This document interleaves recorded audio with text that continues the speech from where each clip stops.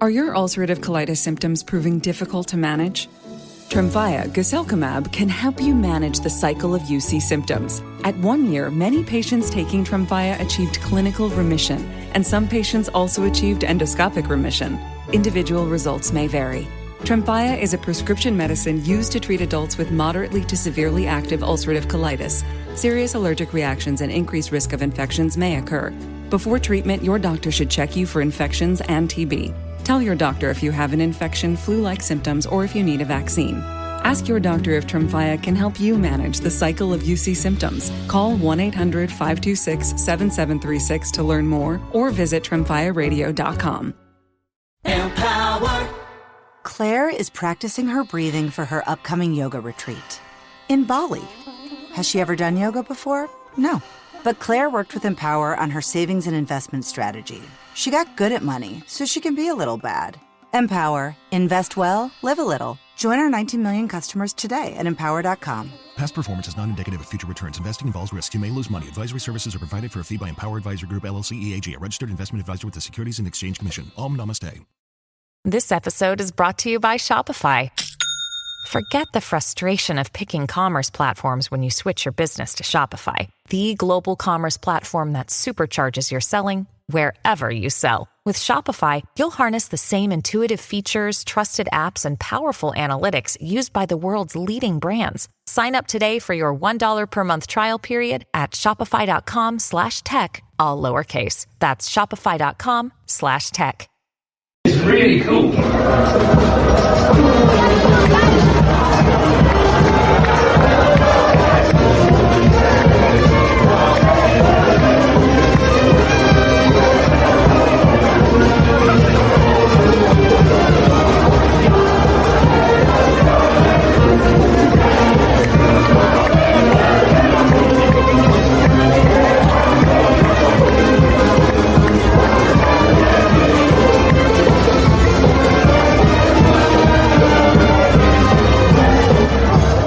Bonjour, hello, and welcome to Rosbifs Rugby, your one-stop shop for all things French rugby, the top 14, Pro de Nationale, the European Cups, and the brilliant bars, food, fans, cities, towns, and everything else in between. I am Richard, and as ever, I'm joined by my Soya Angoulême clad Rosbif colleague, Rob. We're recording this slightly earlier in the day than usual, so we're both looking slightly fresher and less haggard after a day of work. Rob, what have you been up to?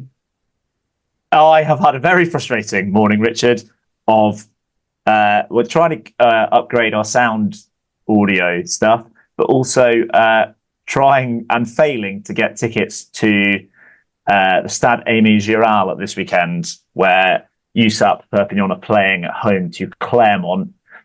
I was in the queue 20 minutes before the reopening of the ticket office, and at 11:30. So they opened at 11:30 UK time. At 11:36, I was in. There was briefly one ticket, and by the time I clicked on the section to pick my seat, that had gone. So within 6 minutes, having queued 20 minutes ahead of time, they'd all gone, which is frustrating.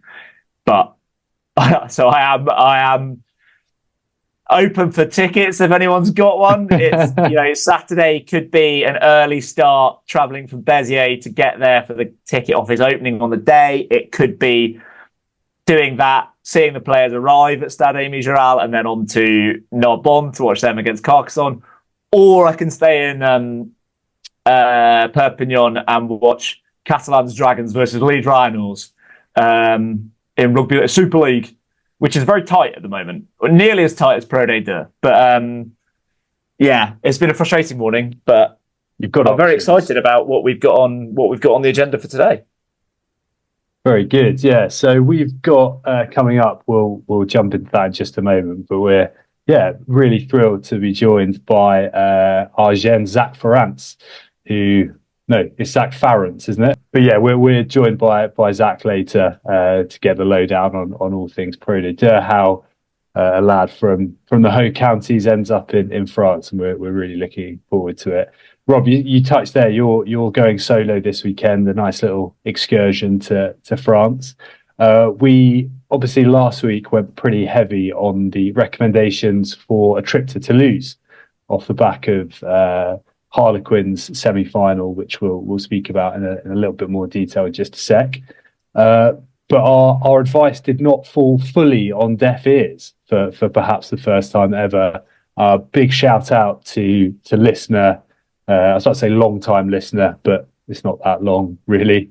Ben Slade, Twins fan Ben Slade, who I believe is related to both Henry Slade and former Section Power and All Black fly half Colin Slade. Colin Slade, yeah. I'm fairly sure that's the case.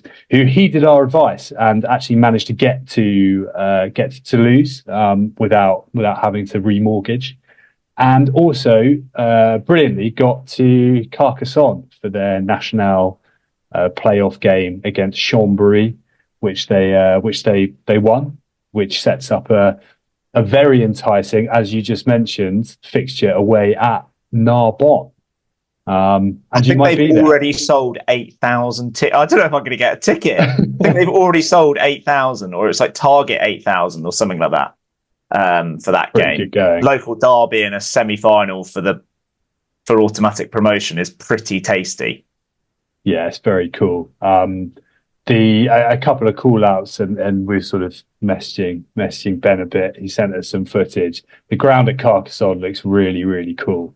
Bit of athletics track, which sometimes doesn't lend itself to the best sort of views, but it looked awesome, and it looks really close to the kind of city and the ramparts in the distance.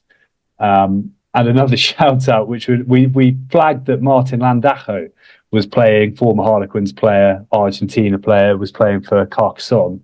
Did not bother to check the Chambéry squad and team sheet, who had one Nicky Gonover playing for them.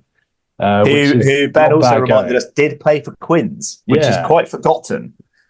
Shows how many wingers they got through in over the years. But yeah, what a player to go and watch. Last time we saw or heard of him was actually a game that we were at, probably our first ever Pro Day 2 game, Bayonne versus Mont-de-Marsan.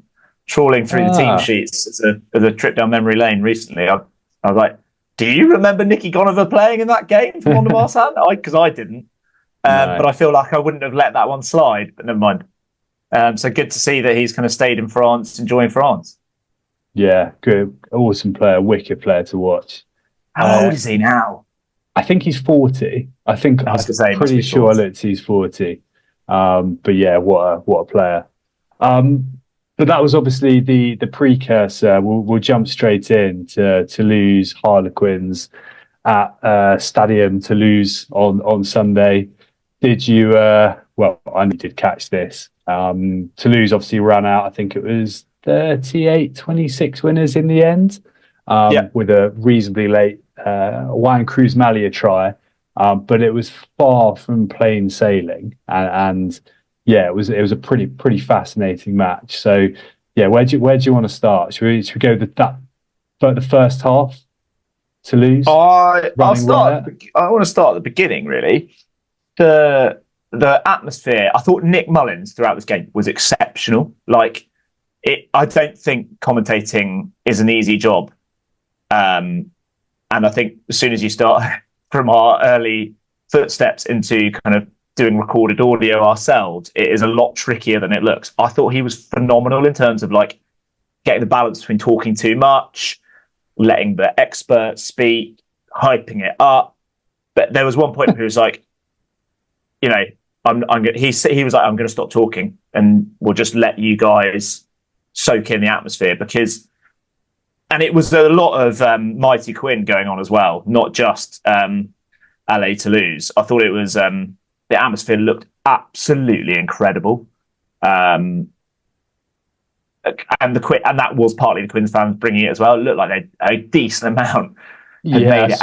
Saw some footage there. It looked like there was some guys really going for it. There were a few flares, pyros, quite a few flags knocking about. One which did make me laugh, which was Surrey Quins, just because I feel like that's probably quite an obvious.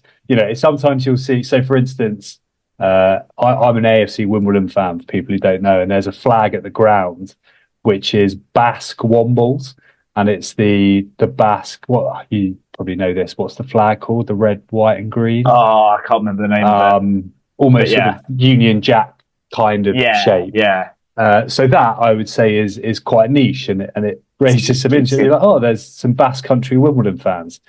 Harlequins fans in Surrey, I don't know, it really tickled me. But fair play, they travelled in massive numbers.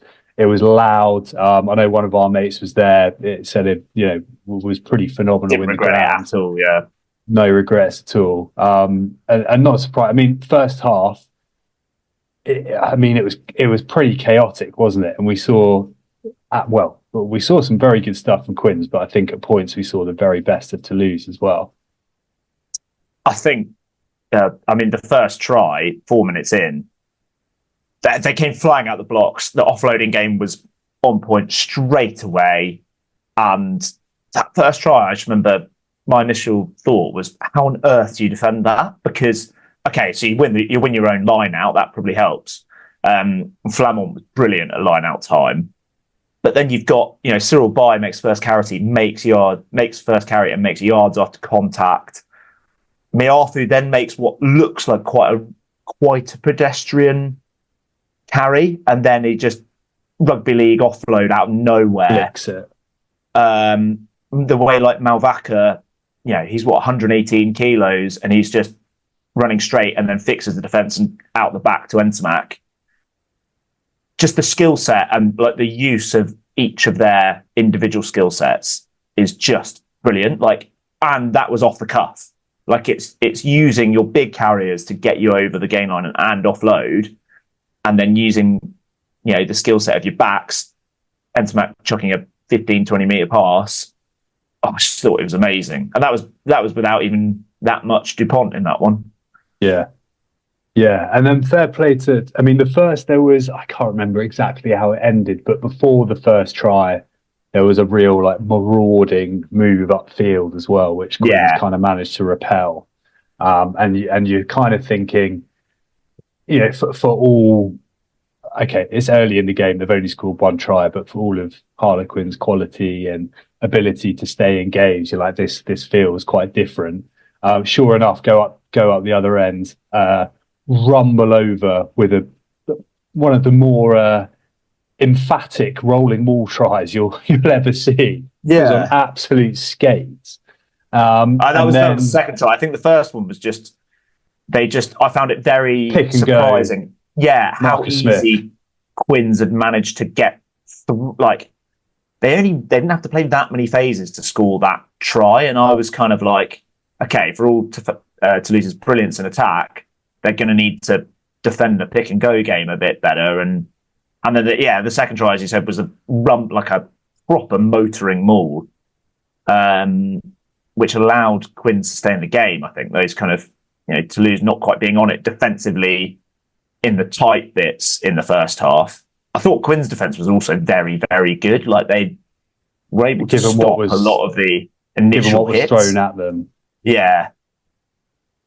But it was it was the yards after contact from a Miarfu or Bay, and the kind of latching of the players onto, as soon as you kind of get a Aldeguiri or a Malvaca latching onto a Miarfu, you might have already stopped Miarfu, but then there's just an extra boost of power that Quins couldn't quite stop, and then that's when Toulouse got that full momentum. I thought the Toulouse pack is just, we kind of previewed it last week, just their ability to offload and carry is phenomenal. And then Quins kind of had that shocker, didn't they, with the Flamand try. That was a bit of a shocker, and that I think that was probably the key moment, because it suddenly sucks all the momentum straight ahead again. Out of that kind of Quins mini comeback. And then for a period of whatever it was, maybe 15, 20 minutes after that, towards the end of the first half, it was fully one way. And it was their ability, Toulouse's ability to turn defence into attack. Obviously, DuPont at the forefront of that. Costs is looking he was unreal against Dexter, wasn't he? But he's looking like a bit of a, I don't know, he's looking phenomenal. Conrad Smith. just and so powerful as well. Just that sort of real like nuggety aggression to go with all the kind of running lines and handling game. And it was full. There was actually the sort of try that wasn't, where I think Flamand knocks it on when albeit trying to grab a speculative offload when he's through the gap. That is, if he grabs it and maybe gets one more away, we're talking sort of greatest tries of all time, Harlem Globetrotters stuff. At half time, it was looking like King Horner found his kicking boots. It was looking pretty ominous, I would say. And sure enough, as Harlequins often do, not just found a way, but were by far and away for 25, 30 minutes of that second half, the best team on the pitch. There was a stat that came up around the 60-minute mark that the second half possession, Quins had 77% possession, which is against Toulouse is phenomenal. Yeah. They played with so much, and it was because they were playing with so much pace. Like Toulouse were brilliant at the breakdown, the counter-rucking in the first half. Yeah, was phenomenal, and that actually led to the Flamand try, and I think possibly one of the other tries. But like Malvaca, Cross, Rumat were just getting stuck in. But like the pace that Quins were playing with and some of the running lines again, I thought. So last week we were saying that some of the Toulouse, like the Quins players, just don't have guys in each their best players. That Toulouse have a better player in each position. I am a Ntamack skeptic, I would say. I'm at the more skeptical end on Romain Ntamack. And so I was kind of going to go, actually, I possibly would have Smith. I thought he is a brilliant, brilliant player. Yeah, he's class. Certainly in that team. Like the jury is still out internationally, but the way he runs that team and the way that back three interlink as well, and how he interlinks with the back three is so good to watch. And there is a real bit of magic about Marcus Smith. Yeah, the Tyrone Green try, which comes from Smith, does really well to keep a box kick in play, doesn't it? It kind of goes deep. And Green runs it back, offloads, and then is back in position again to punch that line through off care. I thought that was phenomenal. Green was amazing all game as well. Like what a resurgence. So was Liner, like attack and defence. I thought Liner were great. Were great. But one of the first games he played this year, Tyrone Green, was for London Scottish in the Premiership Cup. Played against Exeter at Sandy Park. Yeah. I think obviously sort of coming back from injury and a bit of game time, but he was brilliant. And I think a little bit alarm bells really for Toulouse, and particularly looking forward to the final, because as brilliant a try as it wasn't the first instance in that game of some pretty woeful sort of kick chase, really disjointed guys looking, benefit of the doubt, tired or lazy was how some of the defence, I think, in that second half looked. And obviously they're being stretched by a team playing quickly, but I think without Willis, I don't think had his most effective game, but he was still scrapping around. Francois Cross was obviously man of the match, and he made 21 tackles or something. And you kind of feel without a little bit of that industry from some of those guys, they might have folded, to be honest. I all the momentum was with Quins, and it was all kind of sucked out by the it was Jack Walker, wasn't it, who got done for a slightly ropey clean out, albeit pretty accidental, I think, makes contact with Dupont's head, and it just felt looking bit, though, isn't it? Yeah, it didn't look great, and it was definitely a yellow card, but I think yellow was probably fair, but it sort of just it kind of deflated the whole thing after that. They also then go up the other end and fair play to Toulouse, having had no possession. The precision of that try, the two kind of with guys the shift out drive back, from the maul, from the line was out, just so good, and a hell of a finish from Malia as well.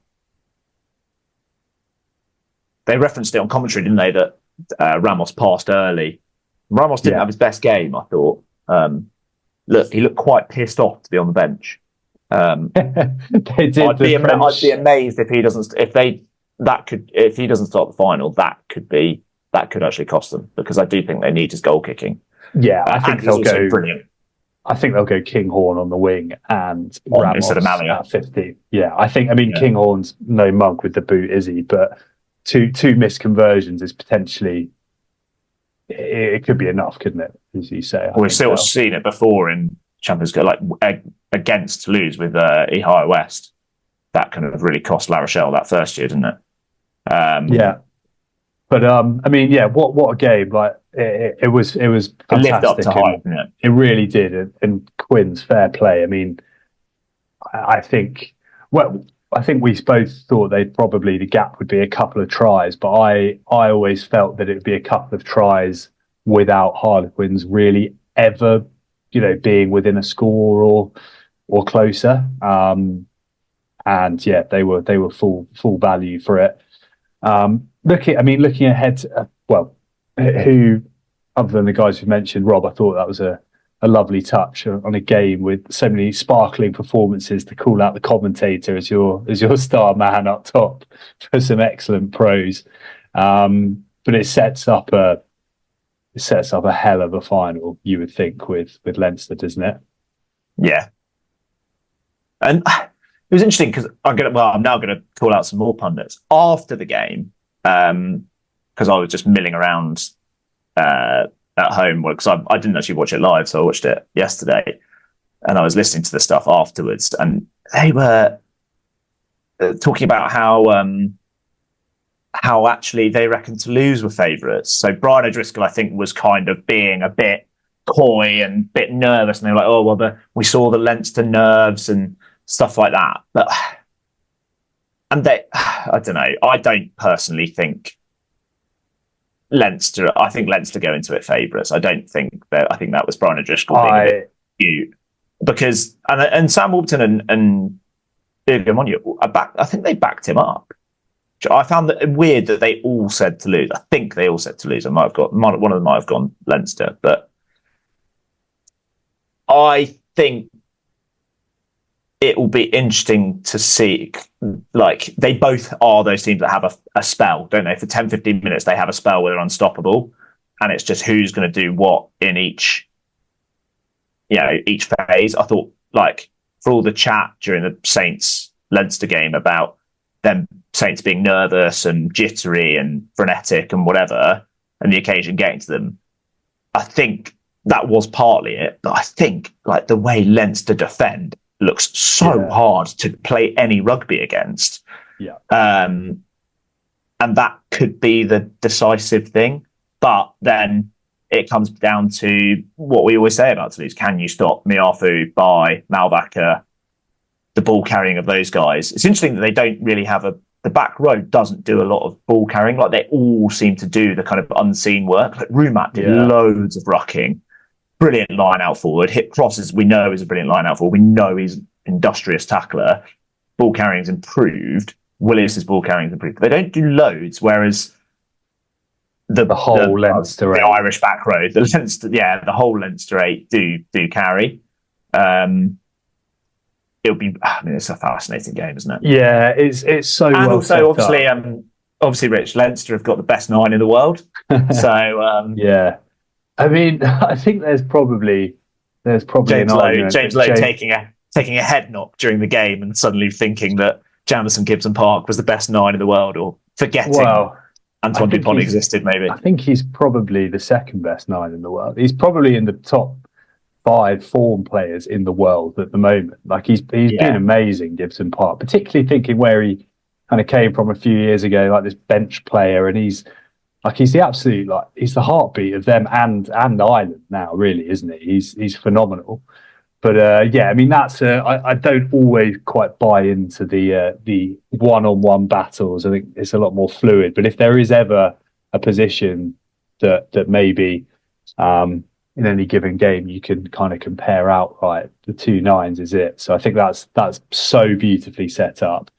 But to your point, I think Leinster probably go in as favourites. I think big all the cliches of big games, it's defence, isn't it, that wins them. I think also there, you talk about the ball carrying, offloading forwards like that Toulouse have. Like Furlong, Sheehan, McCarthy, they were all at it on Saturday as well. And they, Lowe obviously finds himself in space out wide, and like the form he's in as well is ridiculous. I think Toulouse are going to have to, albeit Leinster weren't at their best, so that can happen. But I think Toulouse have to step up defensively by a lot more than Leinster have to improve by from their performance against Northampton. Albeit, I know the scores were different, but I don't think that quite gives a true reflection of how poor at times Toulouse looked versus how comfortable for large swathes Leinster looked against Northampton. Also, Leinster have been Leinster have been Toulouse's kryptonite the last few seasons. Like, I remember we watched that game in Bordeaux ahead of the La Rochelle Chiefs semi, and it was kind of a bit of a non-game, wasn't it? Like, we were a little bit deflated just in a bar in Bordeaux, kind of hoping for a bit of atmosphere and a good game. And actually, Toulouse were never really in it. Like, it's Ireland and Leinster have that element of just like, well, they can come out the blocks quickly and it's game over before, like the Scotland game in the World Cup for Ireland. That was game over before it had even begun, really. And I wonder if Leinster could do that, and will Toulouse have the comeback elements that La Rochelle have displayed in the last couple of years? Yeah. Yes, that vulnerability is there for Leinster, and Toulouse can do anything. Who knows kind of what the mentality of them is if they go down to an early lead, kind of deficit. Yeah, it's fascinating. We'll obviously, we've got a few weeks, haven't we, till that takes place in North London. I'm sure we'll do a proper rundown in a couple of weeks when teams are out and so on. But I mean, I think on both those games, I think Northampton and Harlequins acquitted themselves amazingly. I think Northampton to get within 3 in Dublin is quite extraordinary, really, all things considered. And Harlequins were, up until the last 10 minutes, were arguably in the ascendancy, and one more score could have been very different. So fair play to both English sides. But I think it's probably the most exciting final we could have had, which is great news. Couple of minutes left before we welcome our guest. But did you catch any of Claremont Sharks at the Stoop? Which was watched bits and bobs. I caught the end in the pub, but on my phone on Saturday. It was quite crazy kicking the ball away from Sharks to potentially let Claremont in, and then just a vintage. It just felt so French, that little brain fade of the crossfield kick, just because you're a bit bored and you haven't made any progress. I know that the French have a philosophy of hands or feet is the same thing, but it wasn't just, they were making ground and they just needed a penalty. It was I very much like you kind of saw bits of it and then saw the highlights. So almost a bit of a shame as otherwise engaged on a bank holiday weekend, because I don't think you get tickets for 15 quid, and it wasn't exactly bouncing the Stoop. I was surprised how empty it was, actually. Sharks fans brought the noise, which is great, but you probably won't get much better value for quality international players per pound as you did there. Like, Sharks were loaded. Claremont dusted Stade Francais the weekend before, and they had some big names. There was Bracca was out, I think, which was Moala and Racca was actually huge. But then Gironde, as a replacement for Racca, also looks like a big bloke. Like, quite a few times he was carrying, I thought, is he a back row? Is he a prop? And then I was like, oh no, he's got 11 on his back. That's why he's quick. But Moala, I think Moala is just morning of the match, wasn't it? Moala as well. I think he went down. Yeah. And when he was less replaceable than Racca was. And to lose both of those guys who are massive units, and your big, certainly, I mean, Moala is just such a focal point in that midfield for them. So for their sake, I hope he's back. My sake, potentially, I hope he's back to play Perpignan. Yeah. But who knows? I don't care if I'm not going. Yeah, fair enough. Obviously, that sets them up with Gloucester, who beat Benetton as well. Which, I mean, the Sharks have had a kind of bit of a weird thing to say, because I was about to say how good it is to see Clermont kind of away from home, mixing it with some of the real big boys. Albeit the Sharks have been absolutely dreadful in the URC, but they still have an incredible team with Ox and Etzebeth and Lecagnoam. Pimpy. Mapimpi, the name of Cock. and then the name of the fly half, the young guy escapes me, who kicks like an absolute dream, and looks like he kicked some big goals. Just another. And that was what won them the game, because Clermont just kept giving away penalties. They were so overeager in that first half, and they actually, Sharks have scored 18 points, all from penalties, and they were long range ones. They were like 40, 50 meters, a lot of them. And on that perhaps ominous note of another ice in the veins, goal kicking South African, we'll take a very short break and be back with our special guest.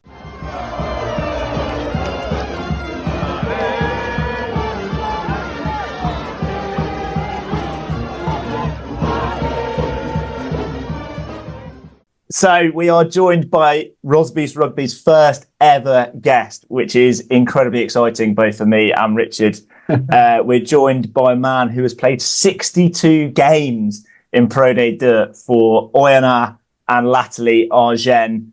However, his undoubted biggest achievement in his career so far is becoming follower number 15 of Rosbifs Rugby on Instagram and being our first ever podcast guest.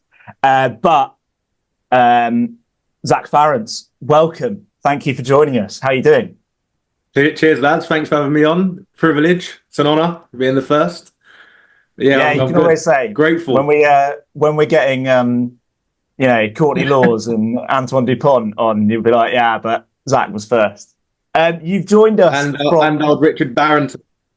Yeah, he'll be next. Well, you've joined us from lunch with the boys. Who was there?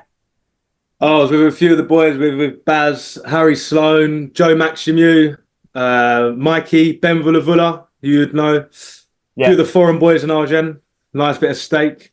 Takes about 3 years to cook it, but it was nice by the time we finally got it. Yeah, I mean, it's quite interesting, with Agen. I think at one point we counted 6 English players, and you got a few other English speakers there. Yeah. There's a lot. I'm just absolutely how does it work with the squads, just so many nationalities within a squad, and obviously a bit different when you got a few more English lads, but what's it like? To be fair, this is the best foreign squad I've had. I've been obviously a few clubs that I've been at before. In Oyonnax we had a great foreign squad, but I think this is the biggest. This is the biggest I've seen in France. There's so many foreign boys here. You obviously got a lot of Islanders, and there's a lot of English, most English I've ever played with. And I think it's great. It's good for the boys, obviously all the boys learn French and they get involved with the French culture, but then it's nice to have a little touch of home as well. You can call up the boys, you can have a coffee with them and relax. It is nice having two sides to it. Is there a bit of a divide then? Is it the French and the foreigners, or is it, how do you guys intermingle? Do you ever go for coffee with the boys with just the French lads? But to be fair, there was about 6 French lads there today. I didn't mention any of their names. I just know the English boys. But no, we do mingle quite a lot. I think that's something that they try and do a lot in the French teams, is integrate because obviously you're playing as a team. At the end of the day, you need to be involved with each other. Yeah. How do you? What are the integration kind of activities? It normally starts with a bit of sign language from the English boys trying to communicate what we're going to do, and then someone will arrange a lunch, and then we'll all go and meet up at a time. Probably some boys probably get the timings a bit wrong. No, let's say fucking 6 o'clock in the afternoon. You've got the English boys turning up at 6 a.m. thinking it's breakfast club, and then you've got the French boys turning up in the evening. You've obviously been there a few years, right? But how have some of the English lads who have joined? How's the language? Do you have to act as a middleman in bars and cafes and stuff, or pick it up? So to be honest, obviously the club puts on lessons once a week, so the boys have to go to that. I'm going to be brutally honest, but it depends what kind of bloke you are. Like, you're either going to pick it up and you're keen to learn, or you're the other end of the spectrum where you're obviously not that academically great in school and you're not going to pick it up and you use a bit of franglais, which was probably me, I'm not going to lie, at the beginning. Where are you at now? Have you sort of got somewhere on the franglais scale? Enough to work It's been with? 10 years, lads. It's been 10 years, lads. If I weren't speaking French by now, there's no hope. So it got forced upon me. But to be fair, saying that, my brother's really good. My brother's fluent as well, and he's only been here about 4 years. He's really good. Even I look at him sometimes like, mate, how do you know that? We're going out speaking to people. Rolls of the Nice. I guess that takes us back to the start. You said there you've been in France for 10 years. So you were in Saracens Academy. Yeah. And then you moved to Oyonnax at age 18. How on earth does a lad from Kent in the Saracens Academy end up going to Oyonnax in Pro D2 at 18? Like, it's just, I'm so intrigued as to how that came about. Wild story. I was when I was younger, like, my dream from the age of 14 was to be a professional rugby player, and I was going to make it no matter what. Like, even if like no one wanted me, I was going to make it. So I was at Saracens Academy, 14 to 18. I went to Oakland's College as well. There's a few boys that played there, and I was with Jack Singleton. He signed at Worcester, and I must have mentioned to him, "Oh, mate, I'd play in France. I'd play anywhere. I just want to be a professional rugby player." And then one day, I had his agent contact me. He was like, "Mate, do you want to play in France?" I was like, "Yeah, of course I will. I'll play anywhere. Like, sign me up. How do I become a rugby player?" A couple of weeks later, you got trial at Reeve and a trial at Oyonnax. And then I done the trial at Oyonnax, and then Oyonnax was like, "Mate, you've got 2 days to sign this contract." I was like, "Yo, pen to paper. Here we go." Didn't even know what Oyonnax was, mate. I mean, by some of the results you see at Oyonnax, I'm not sure that many of the players playing against them know where Oyonnax is. Like, it is a tough place to go. I think the first winter there, I remember half the winter games we played under snow. They just brushed because they got 3G pitch down there, synthetic pitch. They just brushed the. I'm like, lads, we can't play in this. This is a hazard. They're like, "Oh, you English scared? Huh? Scared? No scrum, no win." It was real like that. and what was it like then? Did you come out here? Did you go out to France on your own? Yeah, mate. So I think it was quality the way they've got their setup in France. I spoke a bit about it before, but you sign. It's like the senior academy stuff in England, but they've got a full squad. So you sign with the Espoirs, which is like their academy version over here. But mate, I moved over to Oyonnax and they gave me a 2-bedroom apartment. I was on a decent salary for an 18-year-old rugby player. I was on a decent salary. You get looked after. I mean, my first five months there, I could eat at a hotel. They'd sorted out food for me. I could just go down there and eat lunch and dinner. It's pretty cool what they set up for the boys. That's class. Is that just the general? I mean, it's obviously in the spotlight a lot, but is that just because French clubs have more money than like English clubs, or is it like culturally they're willing to because the Espoirs is such a thing? Like they chuck money at the Espoirs. Yeah, no, I think it's because they know they can breed great players through their Espoirs as well. Like, you look at everyone that's played, all of them have been through the Espoir system. It's not like you get the miracle story in England where someone's been to uni and then, a few years later they get picked up. No, it's like, I'd say 95% of their players, if not 100% of their players, all come through Espoir systems. Because everyone's got an Espoir. Even you go down the road and like a national team, they'll have an Espoirs as well. And they all, maybe they don't have the same sort of money or they're not getting paid, but they've all got that sort of under 23, under 21 setup, which I think is amazing. Yeah, I remember with Blognac. Oh, go on, Rich. No, I was just going to ask, because like one of the big, obviously, like French rugby cliches and like Pro D2 cliches is around just like the size of the packs and like massive lads. Is that the case in the Espoirs as well? Like, you're coming into the second row. Are there some mutants there, or are they kind of feeding you up ready for the big time? Well, no, mate. When I come to play so it was under 23s. I think it's under 21s now. When I first come over, I was like that stick insect. I couldn't believe some of the boys I was running out against. We had this one guy who's a Brazilian. He played for Brazil as well. And the guy was just an absolute machine. Must have been 140 clicks. I was 100 clicks wet. You know what I mean? 100 kilos. packing down with this guy. Like, I don't know how this works. Like, he'd be tearing up first team if he was playing for the first team.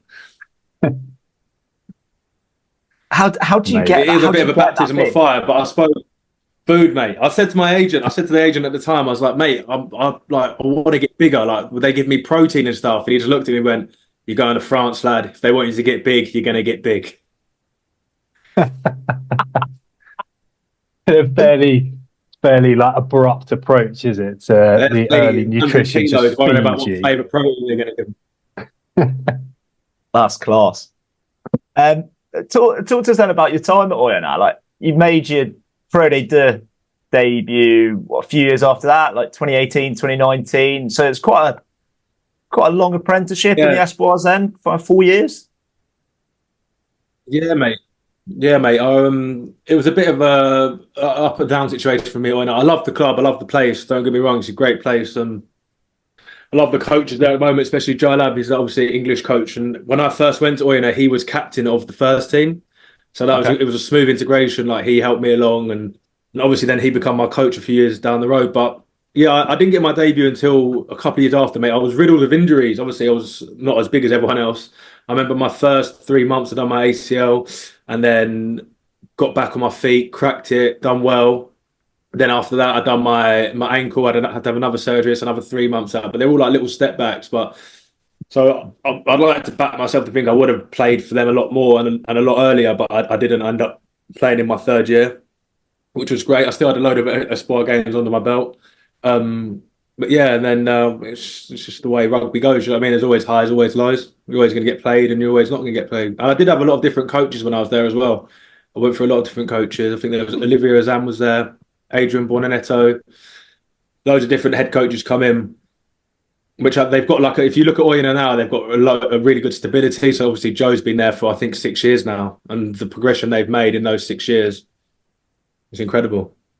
And like, what's that first game in Pro D2? What's that like? Are you like, oh wow, everyone's massive? Is it, oh wow, this is way too quick? Or, oh, this is all right now because the Espoir is so good? Or like, what's the kind of, you know, you're going to go into a presumably pretty decent crowd as well? And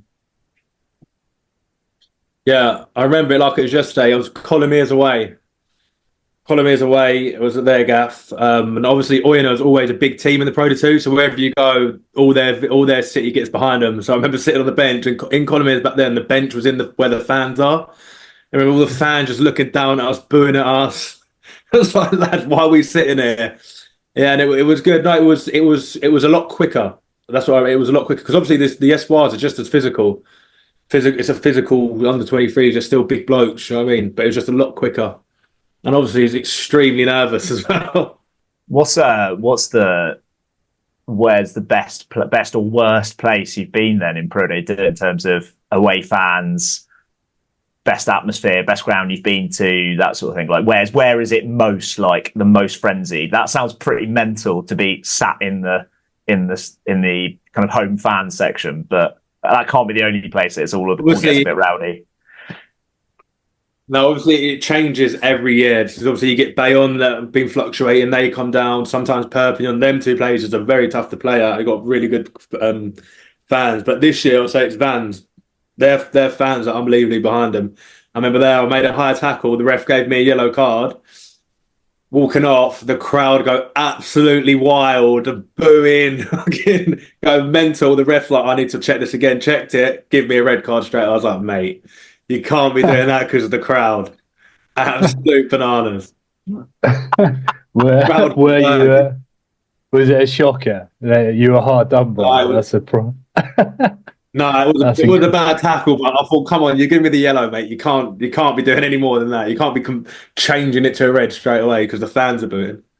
That is outrageous. Mate, I'll try and find the clip and show you boys. It always clean off. Because the highlights, like, quite often you only see, like, you don't see. Sometimes you see the yellows. Sometimes you don't see them, and like sometimes you'll see a yellow in the highlights, but they don't show the red. I'm like, what has happened there? Like. I mean, there's a red in basically every game in French rugby from what I can see. Like, it's carnage. Yeah. But then, so you then moved to Jersey, kind of around COVID sort of time. how come you left Oyonnax? And so what happened? I didn't get a lot of games. My second to last year in Oyonnax, so I didn't get a lot of games. And I asked Joe. Me and Joe was like, he obviously his objective was to get to back in the top 14. I was a young lock, so obviously in the hierarchy, I wasn't obviously getting enough game time that I wanted to get.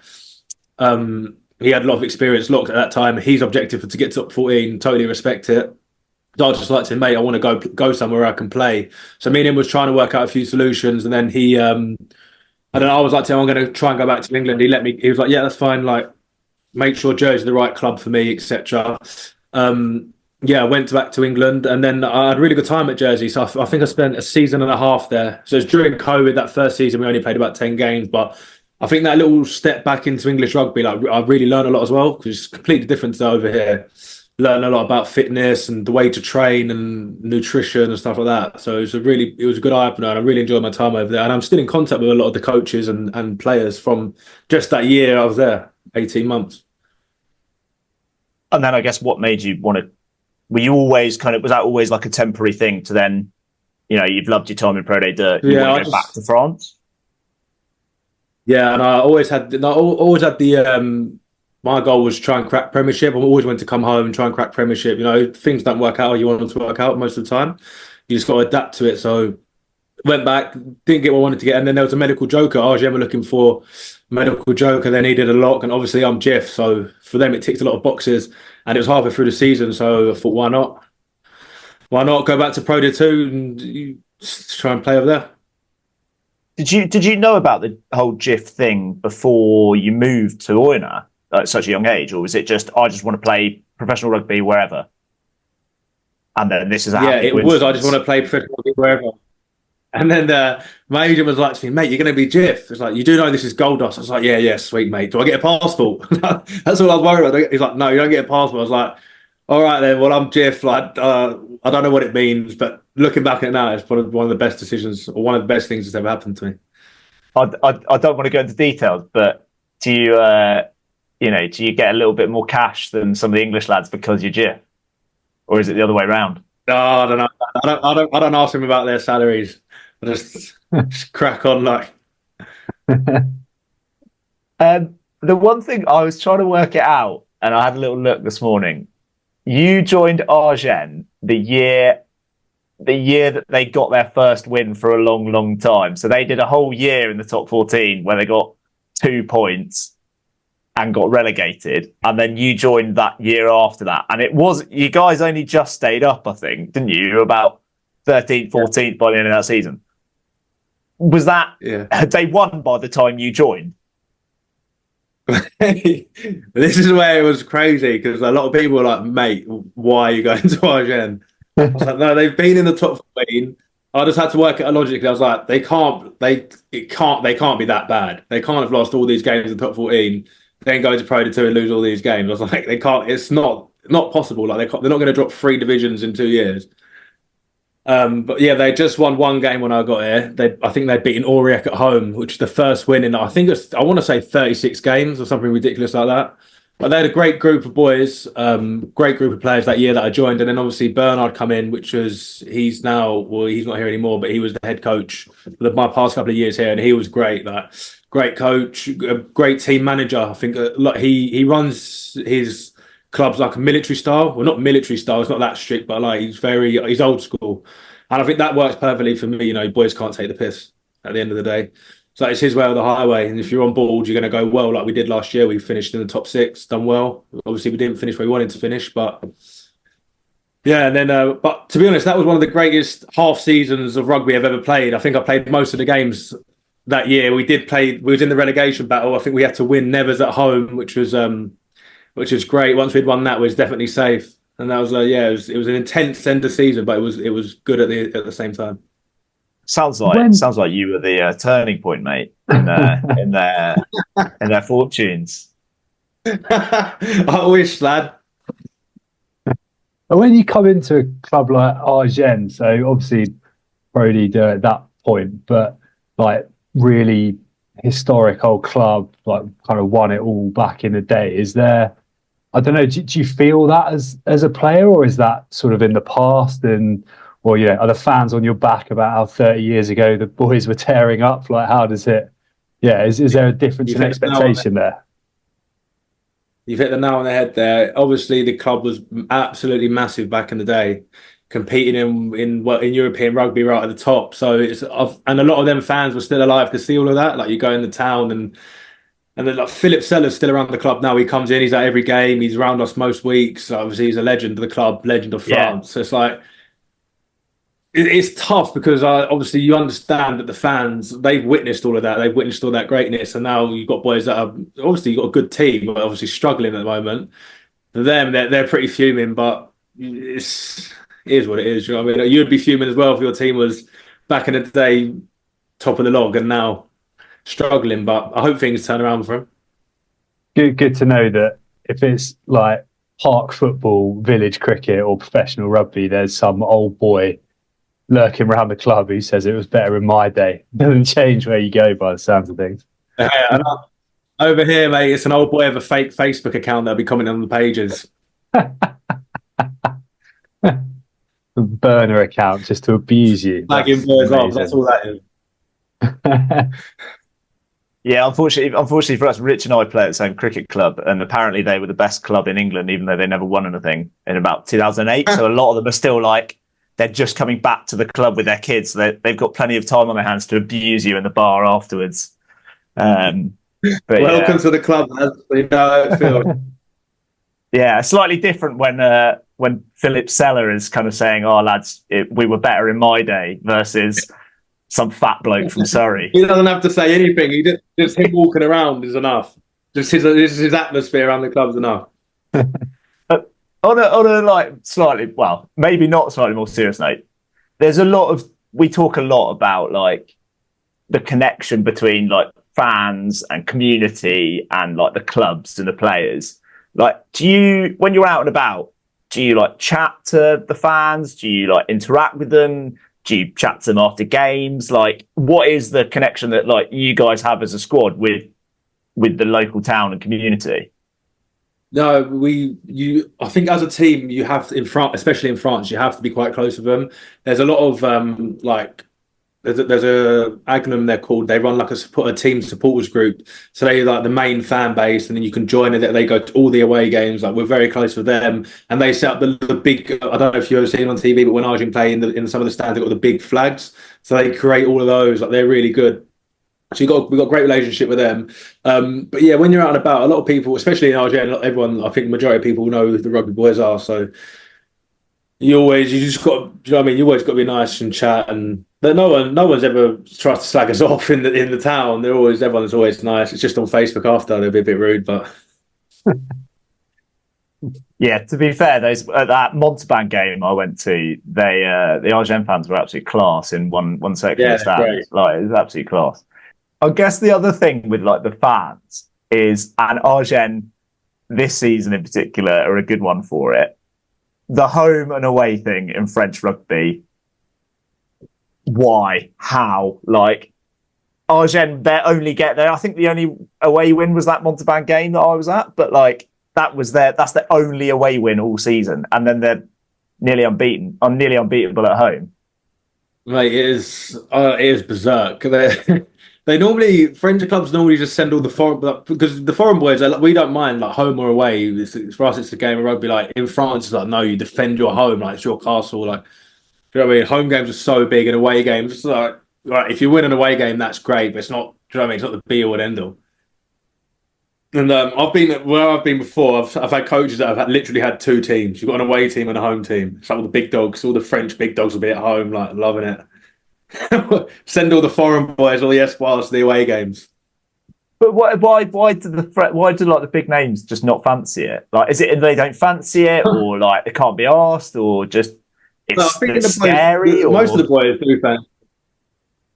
Oh mate, I honestly doesn't. It's just the way it is over here. It's honestly the way it is. I remember the first game of last season, we beat Provence away. And like Joe Maxime, one of the English boys here, is like, we were going wild. Because I was at the club the year before. We was going wild. Like, boys are in tears, all jumping over each other. And he's like, lads, what is going on? We just won a game. That's all it is. You mentioned Van earlier. like who obviously like it sounds like a bit of a fortress. They're kind of top of the pile. Are they like, regardless of being a hostile place to play? Are they, from having played against them? Do you think that's reflective of where they're at? Because they sort of feel like last few years maybe come from nowhere a little bit. Are absolutely tearing up. Like, are they the ones you think, Christ, room for like a proper day out here? Or the few others in that mix as well? I think it goes back to that thing that I said earlier about with Oyonnax. I think it's about consistency. I think if you check where their coach, I think their coach has been with them since the beginning, since I was at Federal One, mate. So obviously he's kept sort of a lot of the same sort of boys as well. And when you play, they're just so well drilled and they're so well gelled together. Do you know what I mean? It's like they all know where each other is going to be when they're throwing the pass, and especially when you go to their gaff and try to play them at home, mate. They've got their stadium's always packed, and their stadium's so close to the pitch. You're playing against, feels like playing against 100 blokes, honestly. And the crowd gives you a red card as well. Oh, mate, terrible. But we did beat them there though. We did beat them there a couple of years ago. We beat them there at the end of the last play of the game. We was already up, and it was we had a scrum, and Richard Barron's on, obviously had loads of experience, and he was just time wasting at this scrum. I think he must have spent about 5 minutes there. He's like, "No, lads, my setup's not right. My setup's not right. Come on, up we go again." I've looked, we're in the red. I'm like, "Fucking hell, Baz, well done, lad. You just wasted 5 minutes there." Oh, I love that. The English lads bringing the dirty tactics to French rugby. Who would have thought? He's like, the French boys just want to have a scrum. Baz is there, he's rubbing his belly, doing his shoelaces up, haven't put a sluice in. Yeah, pretend he's wearing contact lenses. Performance enhancing schnurrs. Yeah, I think a few of our mates believed in that theory. Yeah, but we've messaged quite a bit on Instagram since you became our 15th follower. And you've said that you're just it seems like you're a genuine fan of Pro D2. Like, you love it and you think it's a great league. A lot of people say it's a slog. Like, a lot of people are like, "Oh, it's great, but yeah, it's a long slog." Like, why do you love it? Why is it good? Like, it is a great league. It's obviously boys want to play top level. You want to play top 14 and Premiership, and you know what I mean? But I think Pro D2 is the next best thing. I think it's one of the second best leagues in Europe, I'd say. There's not really many leagues that can compare. Obviously, the teams, everyone can play. I think everyone in top six would do all right in top 14. You know, they would stick it out. Look at Oyonnax, maybe they've lost a few games, but they've also beaten a few big teams. They might yo-yo and go straight back up. I just think it's a great league for development as well.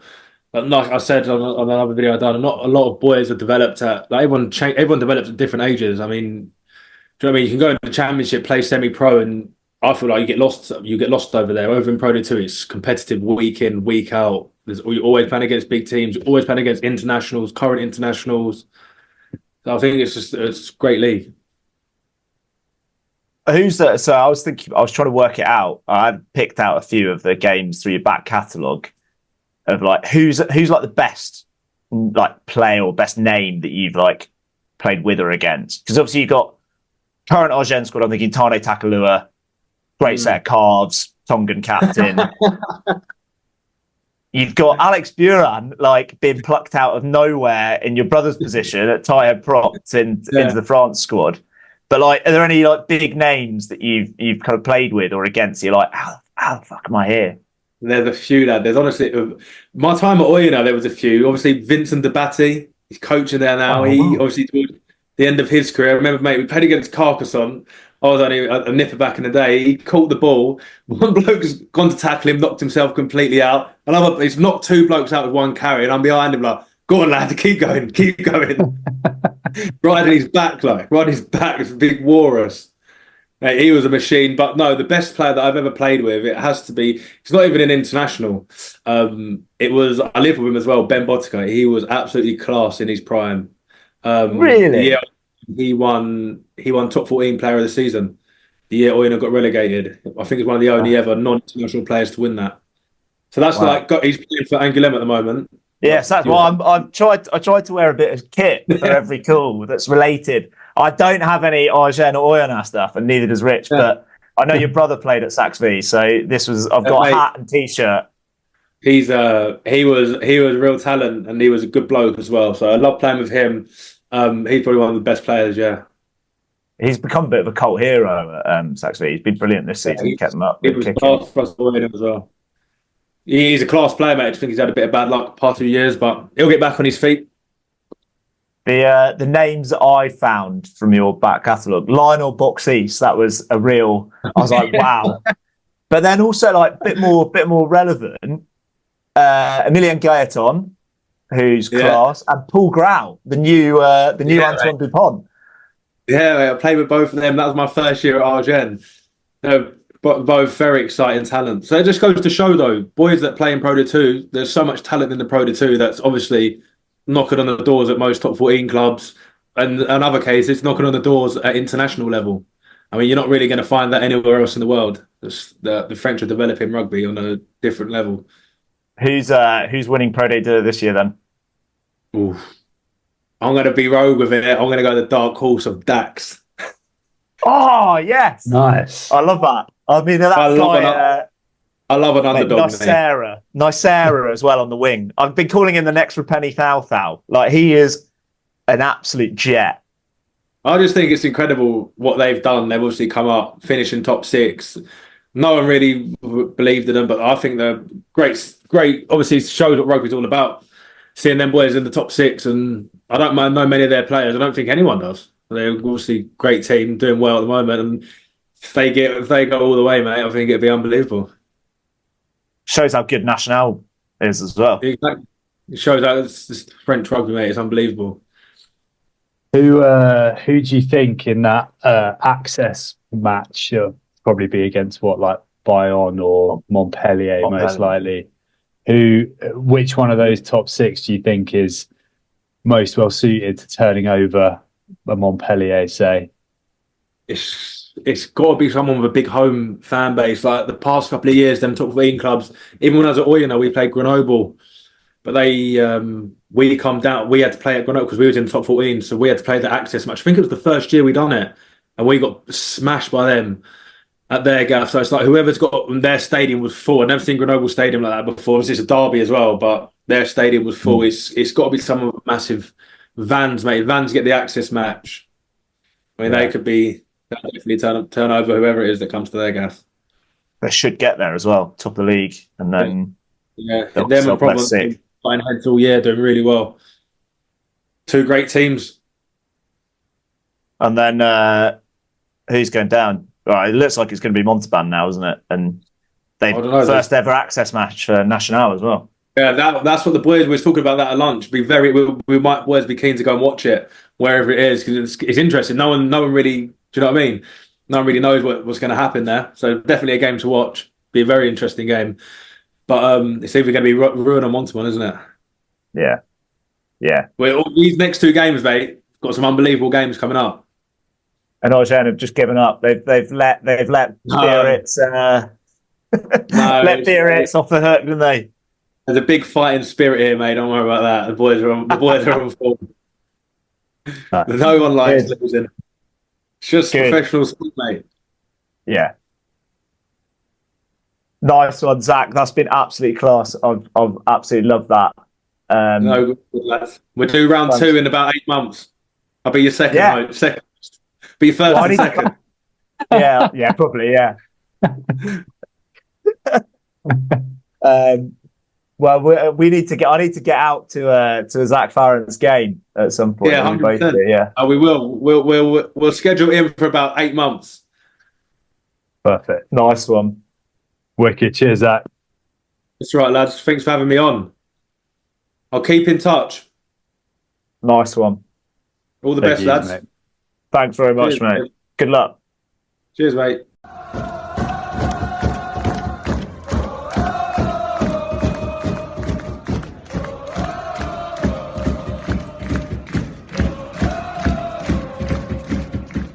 Right, looking ahead to the top 14. It's back after a week off. And Pro D2's back after a week off as well. A rare fallow week with the European Cup semi-finals. Top 14 this weekend. Perpignan Clermont, as discussed. Rob, you may or may not be at that game. We don't know just yet, but you'll be in the vicinity if nothing else. And we've just established that I've been invited to lunch by one of the supporters group in desperate hope that they might speak some English. They've ended up inviting me for lunch, even though they've said they don't speak English. But yeah, I mean, when I eyed up this weekend away, I looked at this fixture as this could be really key in the relegation battle. But since then, Perpignan have been flying, and actually it's quite a big one for them. Clermont, as one of the two sides to have actually played last week, might go with a slightly weakened team, and actually Perpignan might end up at the top 6 this weekend, which is remarkable from where they were.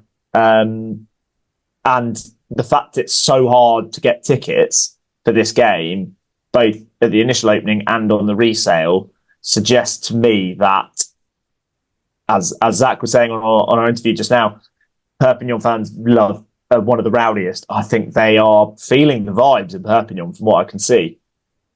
Yeah, definitely. I mean, earlier in the year, I think they go pretty well in terms of attendances, but they haven't been selling out much up until now, basically. I think it's definitely an indictment of a pretty remarkable, not turnaround as such, because they've always been sort of there and thereabouts, but a couple of months of real dominance in their fixtures.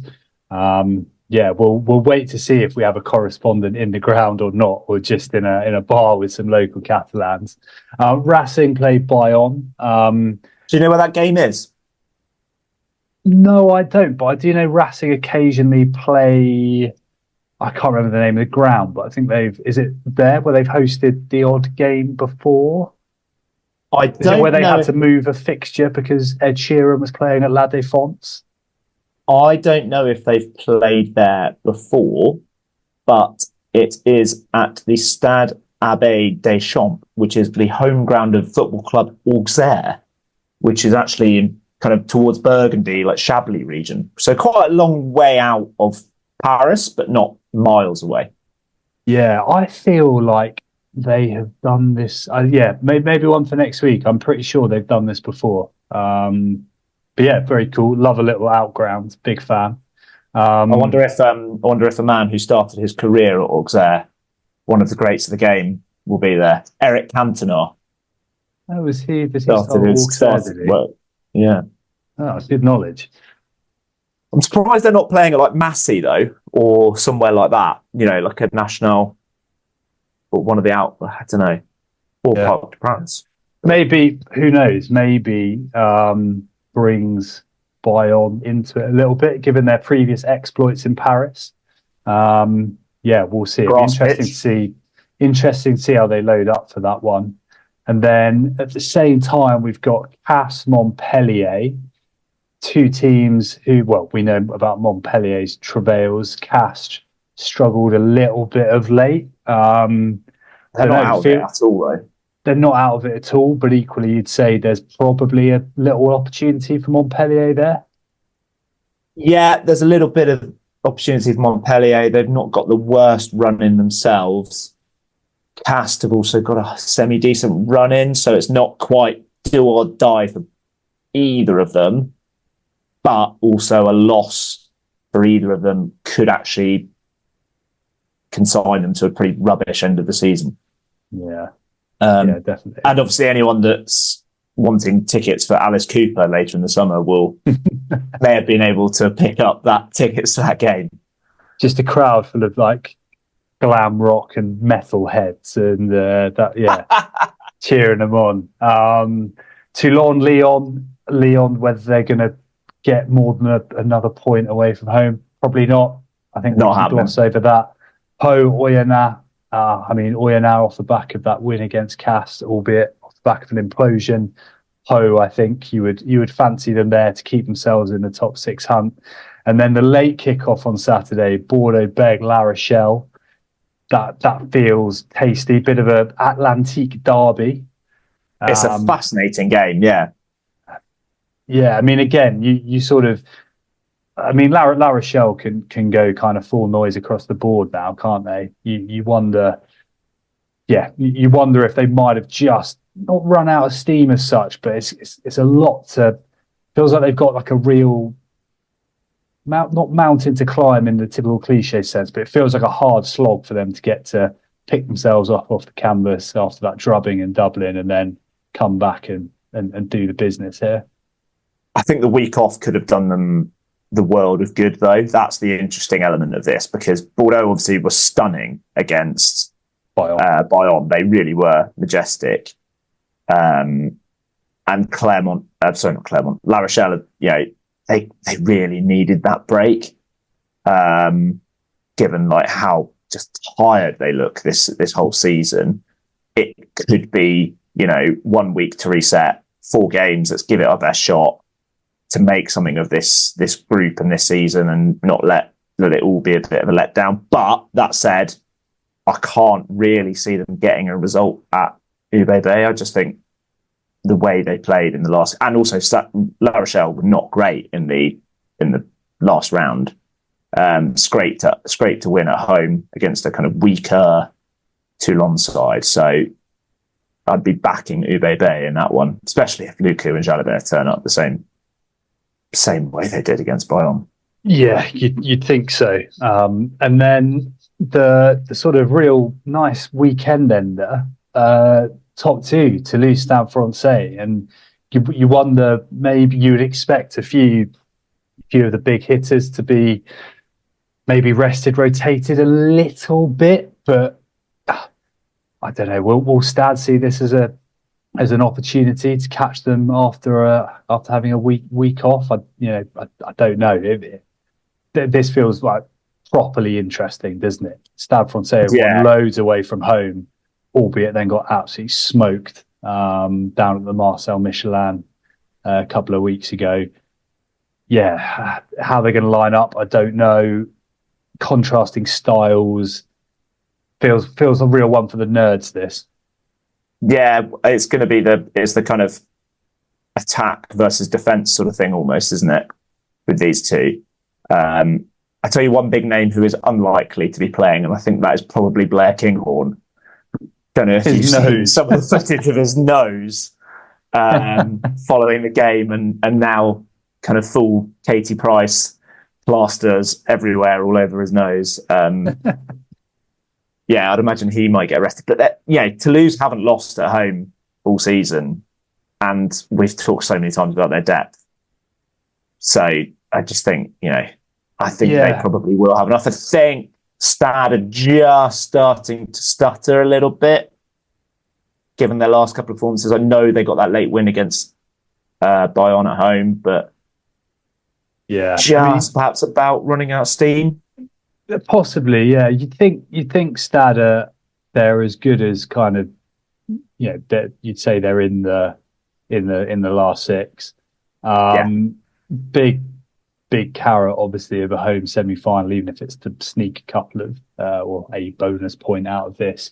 Also, a big sort of, again, you don't know who they're going to pick, but potentially a bit of a performance and a sort of a bit of an opportunity to lay down a statement, I suppose, in terms of can they mix it away from home against the very best, even if they're missing 1 or 2 with the sort of barrage and the playoffs around the corner. I'm really intrigued by this. I think gonna have to find a little corner to watch it. No doubt you'll find a little bar somewhere, hopefully showing it in Perpignan, Narbonne, wherever it is you're going to end up. So, yeah, assuming I'm not watching the Narbonne game, who knows? I think that's a fascinating game. I think I reckon Ramos will play, and he could have a bit of a point to prove, which could be pretty interesting. Yeah, could be. You talk about points to prove for Stade. I think there's could be some points to prove, or a bit of a shot window for some of those Toulouse players with the finals coming up to kind of make themselves undroppable, basically. Yeah, to get on the plane. Could you? That's on the Sunday, isn't it? Could you detour to Toulouse from? Are there any tickets going? I haven't looked at tickets just because I don't know. I think I could end up doing quite a lot of travel otherwise, and as easy as travel is in France. Also, the tickets are just that bit more expensive. So, my ticket for Friday night is €10, whereas typically Ernest Vallon is, because it's such a premium place and such a hard ticket to get hold of, it is the kind of 65, €75 sort of area.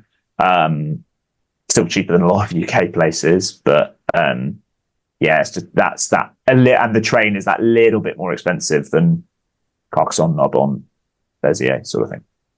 Nice. Well, it should be a cracking round as well as we kind of reach the denouement.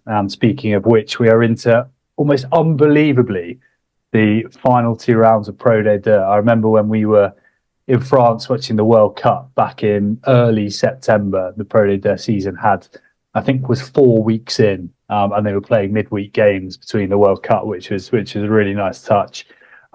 But that feels like a long time ago, and we're nearly there, albeit with the playoffs to come as well. Again, you're going to be our man in the ground at Béziers, but is there anything else that draws your attention this week? Van, I just spoke to Zach about Fortress Van. They host Brive this Thursday, actually. Yeah. I mean, there's actually, so the top 2 are wrapped up in terms of the home semis.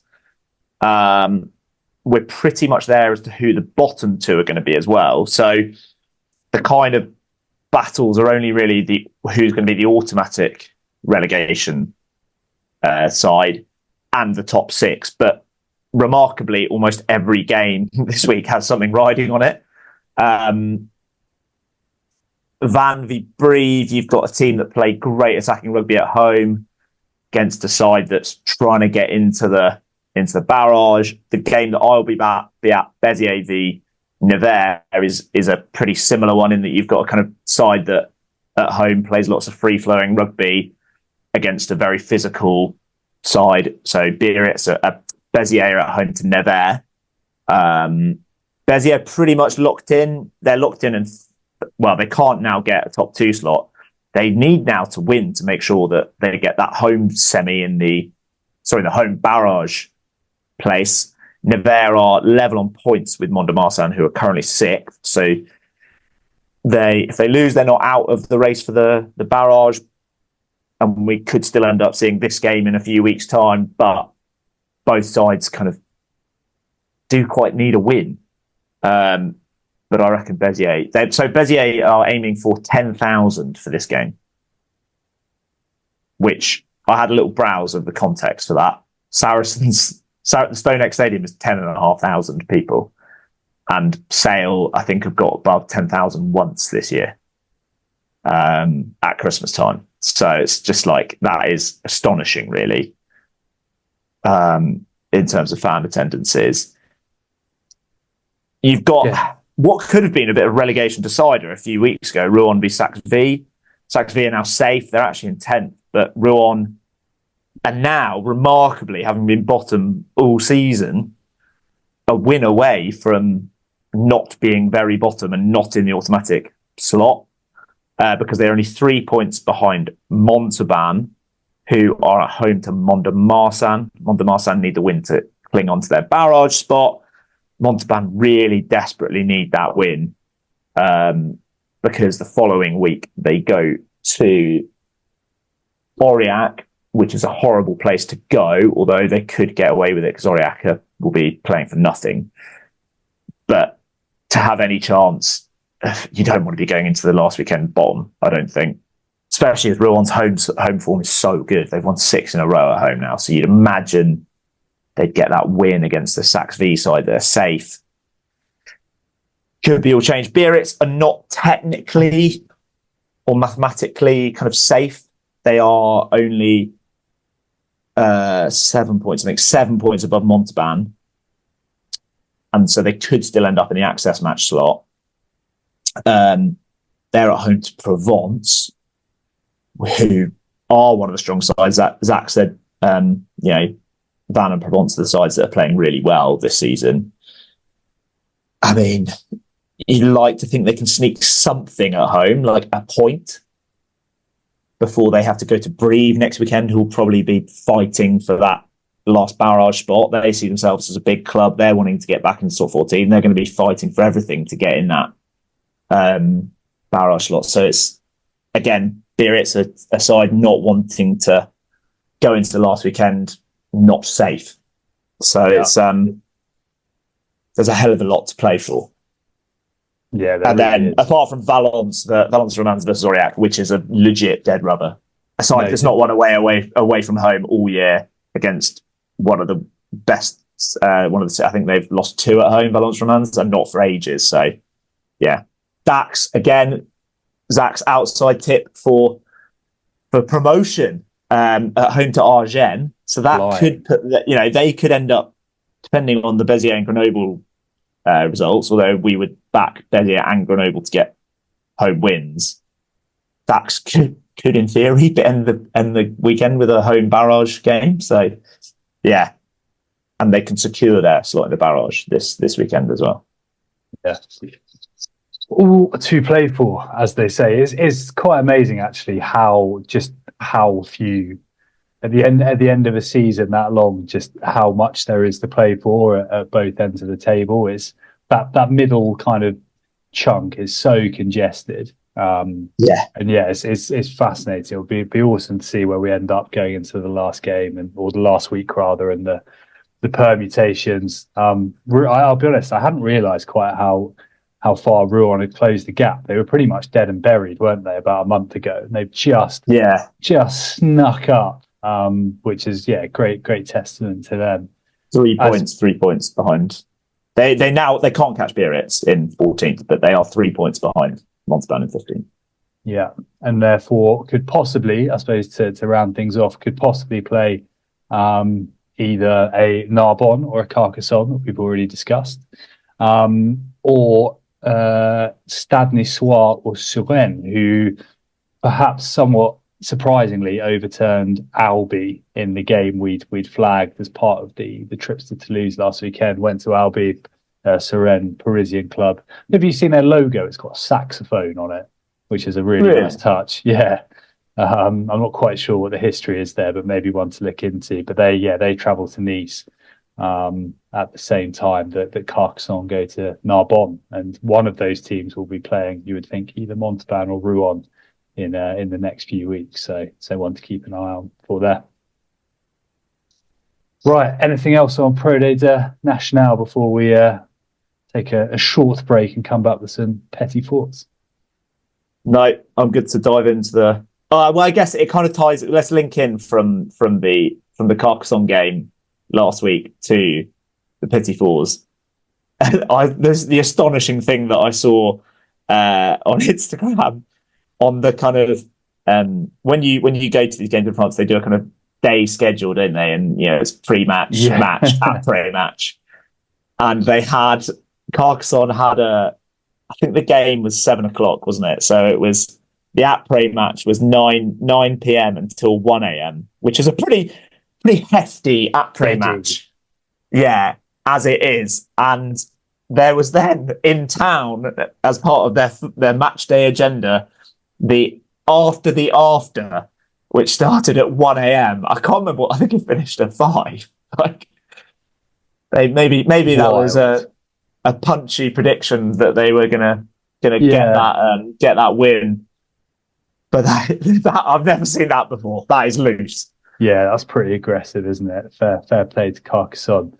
The other thing I saw, which is related to the same game and is become a little bit of a theme of the Petit-Fours over the last few weeks, was Narbonne opened up ticket sales when they knew they had a semi-final on the 11th of May, so early ticket sales, and post Carcassonne being getting through, the prices I think have doubled for each of the categories.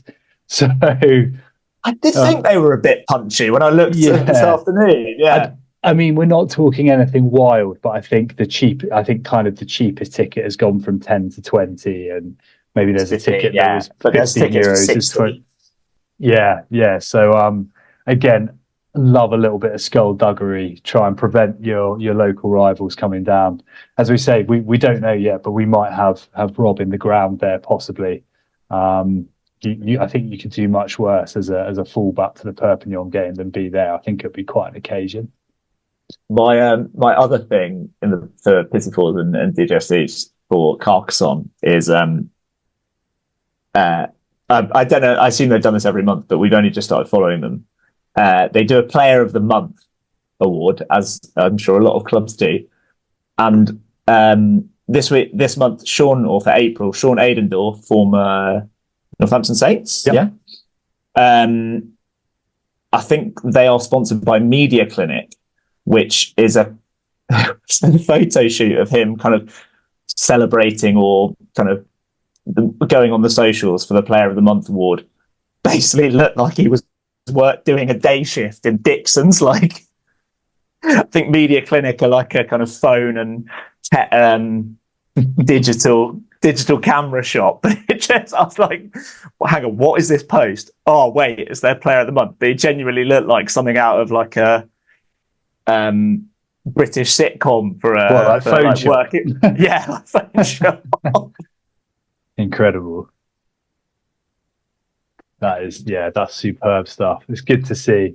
I'm sure I've seen some other examples of that over the years. I feel like actually, and I'm obviously a little bit biased, but I think Exeter have had some quite good ones. They've got some very local sponsors down there. So like the tea room by the cathedral, and I don't know, like Darts Farm clotted cream and things like that. And it's always nice. Always a nice touch. I think that's it on my Petit-Fours. You got any closes? I've got quite a few more. Yeah. All right, go on. So just a heavier Petit-Fours. Biarritz are going to be bought, I think, and their new CEO is going to be a lawyer. So that suggests that it's kind of like actually a kind of someone commercially minded to try and take over. Not confirmed yet who the new director of rugby is going to be. Interesting one about that is Thibaut Debais, a guy we mentioned last week as absolutely flying on loan at Van, a Po player. He signed a pre-contract agreement with Biarritz, and he's looking to get out of that because of the kind of instability there. And he's also looking to stay at Van, which makes sense given that they could be playing a top 14 next year, and he's been playing really, really well for them. Some great rugby. So a bit of a heavier one, plenty to digest, plenty more to rumble on in that Biarritz saga, I think we can call it. It's certainly a saga. One that I know you will have enjoyed, and I think you reposted on our Twitter, was Nance Du Quing and Maxime Lucu attending the Olympique Marseille game. So good.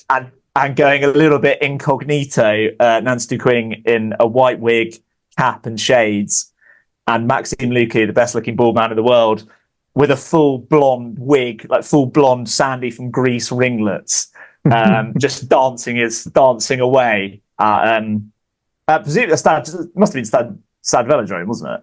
I think they went to Marseille. Yeah. But they look like they were having a great time.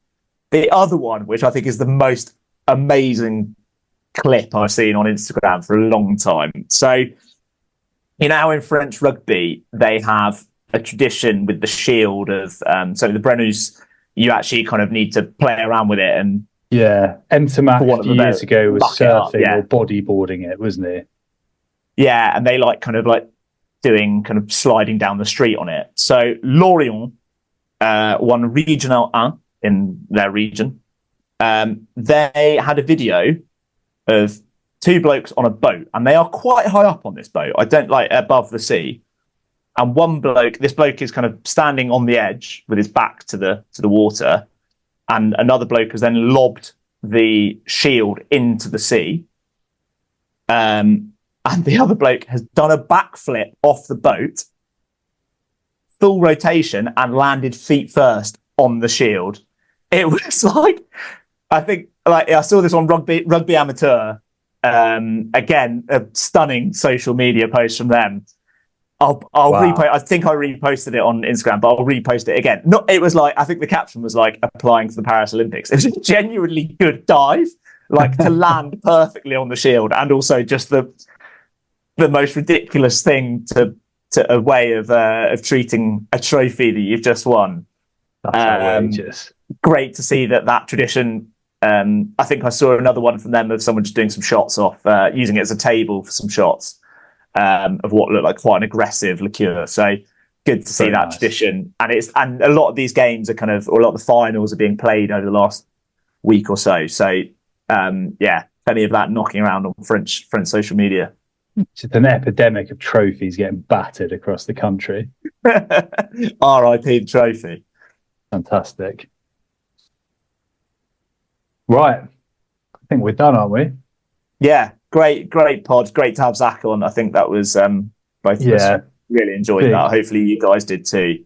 To have one of our authentic followers that supported us really, really from the start. I can't quite stress that enough. And actually genuinely know something about rugby because he played it professionally for 10 years. Yeah.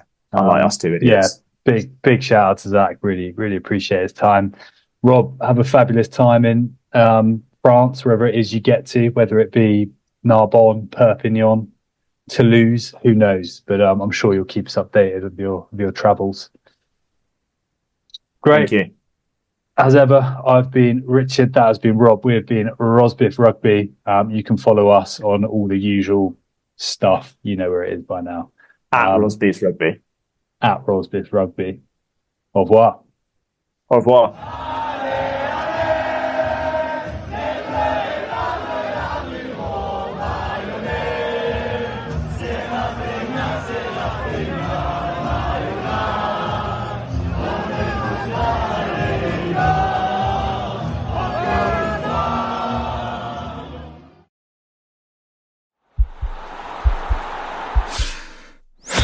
This podcast is part of the Sports Social Podcast Network.